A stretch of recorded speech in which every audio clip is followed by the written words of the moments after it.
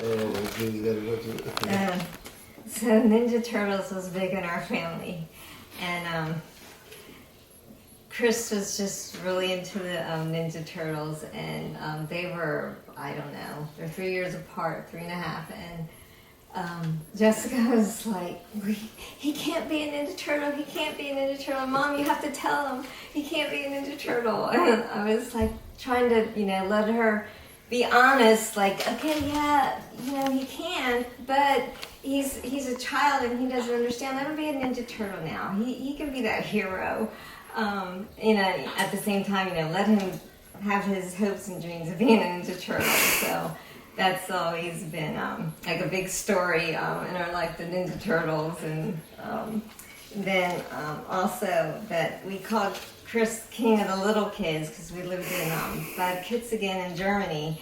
And so he would put on like one of Lenny's hats, he'd have on like my boots, he'd have like a sword, all kinds of different things. And we'd go through, we had a dead end street, we called it Sesame Strasse, and all the little kids, they just go around the neighborhood and, just play and have fun. And so he was a friend, everybody was a friend. And kind of like we've been saying, always kind of bring people up to your level. Everybody, you can find something good in everybody. And so that's kind of, with both of them, they always, wanted to please others and bring people in. All right, so this is maybe high school, maybe around 16 years old, and around this time, every year or every other year, we go to the East Coast. And when we go to the East Coast, we're using a car that we have, so a Dodge Caravan, we're using a Honda Accord, and we're talking about like a 3-day trip. So in these circumstances, it's important to understand 3 days with a brother and sister close in age, like you could be at each other's throats by the end of it. And, at the same time, we're listening to Dad's playlist, so it's probably a mix of Motown, Mariah Carey's, a Christmas album. This is like July. And so being able to have those mix of different things just provides a very interesting environment for a road trip. So in the middle of all this, I think, once again, I'm around 16 years old, and my dad has the amazing idea, because I've always been an advocate of this, of getting an RV. And, I don't know what neighborhoods that you grew up in, but being able to understand that you don't see a whole lot of black families with RVs. And so we ended up renting one this one time. And in addition to having the RV, there's not a ton of like moving space within it. So we also have to get a U-Haul with a trailer behind it that the RV is going to pull for our suitcases. And so we get on this trip. Of course, my sister is 100% against it, and we're about 3 years difference in age.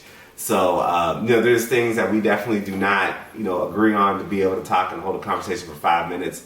We're typically fighting for a lot of our childhood, but for this instance, it's a very interesting dynamic.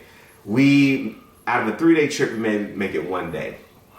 And we have more drivers than ever because I finally got my permit, so I'm excited. And but the trailer that we got ends up not having brake lights, and so we have to stop. I don't even remember, maybe it's like Tennessee or Arkansas or something very close by, but in a kind of a podunk place where it's very rural, and the hotels is not like Holiday Inn or Best Western. It's like Economy Inn, something where it's like off the side of the road.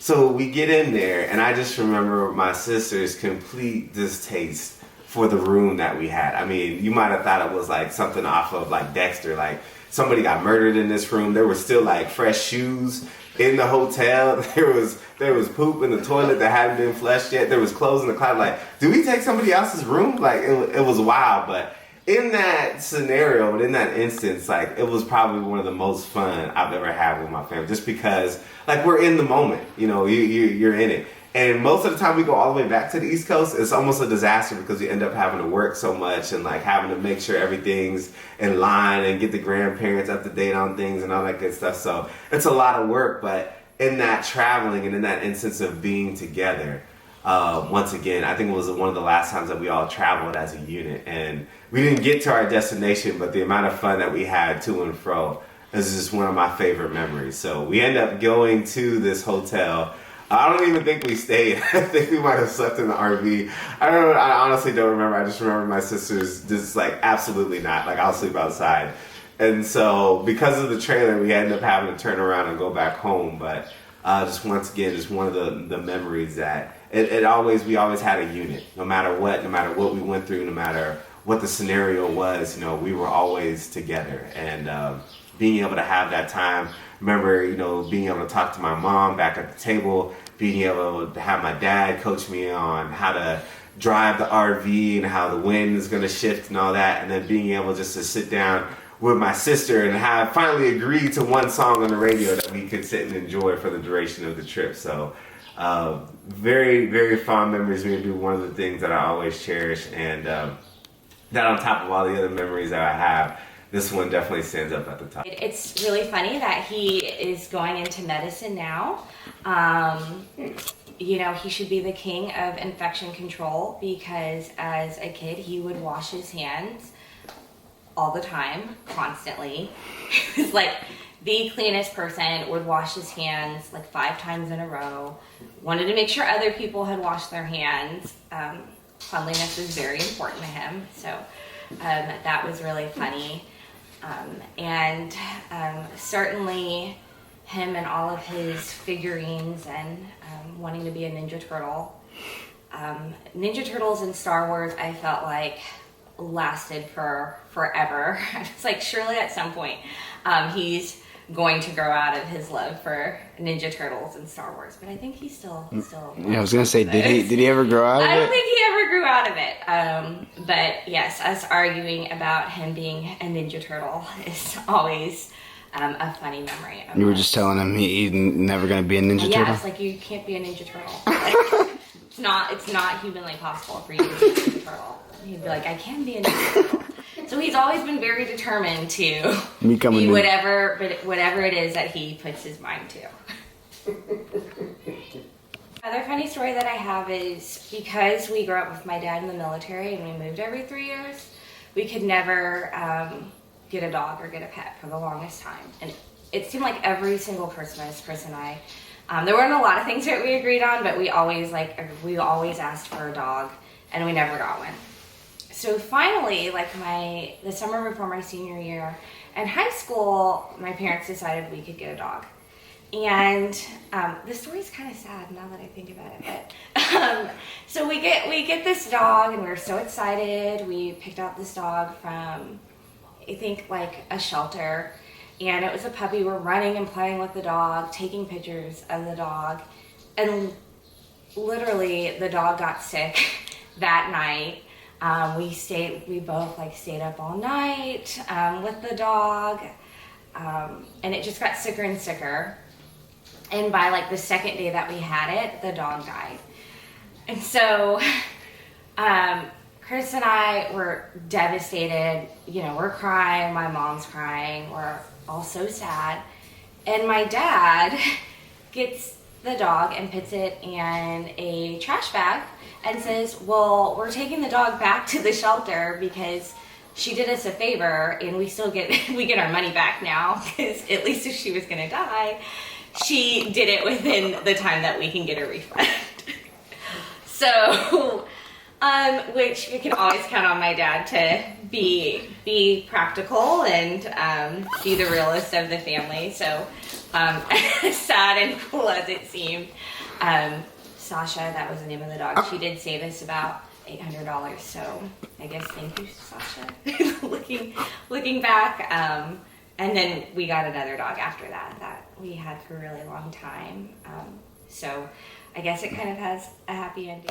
Okay. Oh, I got a number of funny stories these are the ones that stick in my head the most. During one of our trips, one summer back east, we're on the highway and we have to stop. Chris was playing his video games and he wouldn't stop. And he wouldn't sleep. So we stopped and go to the restroom. He stayed in the car.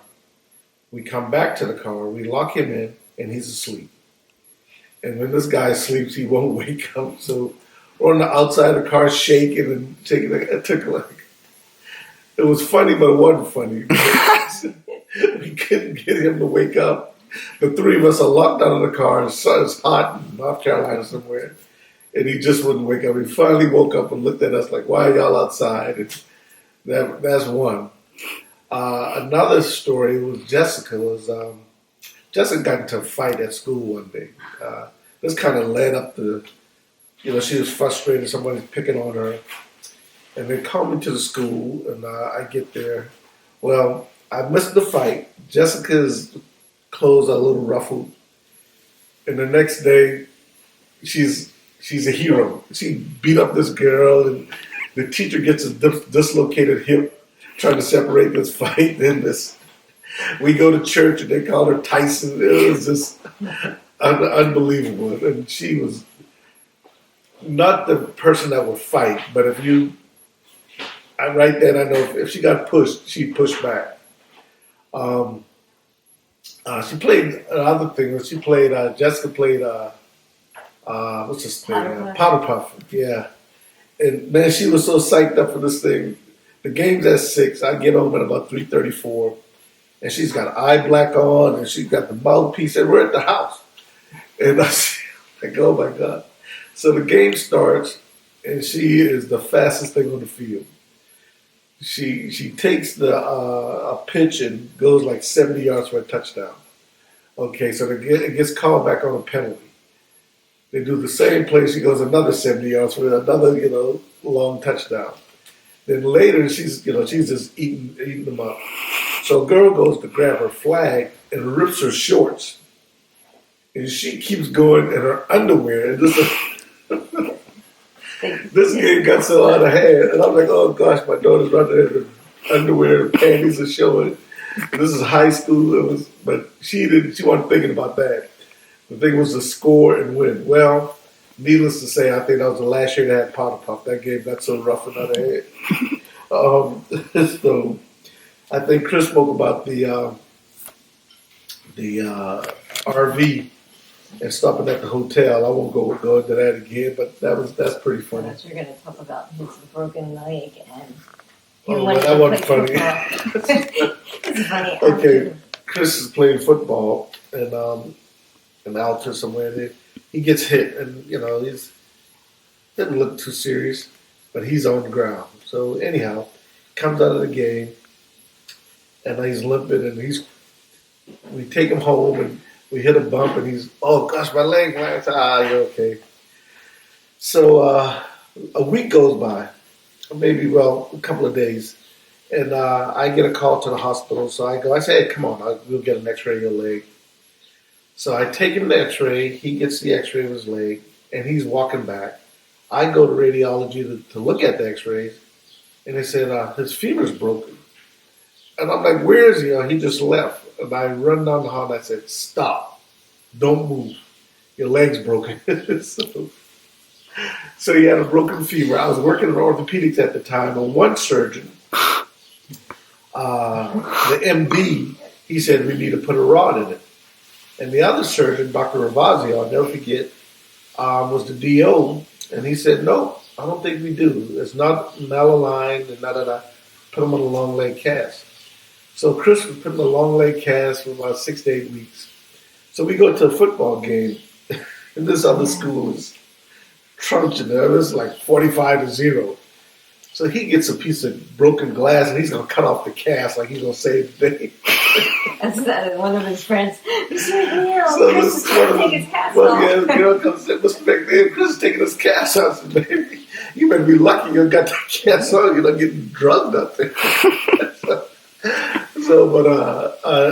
He was wrestling later at the time, after football season. This thing just kind of morphed in.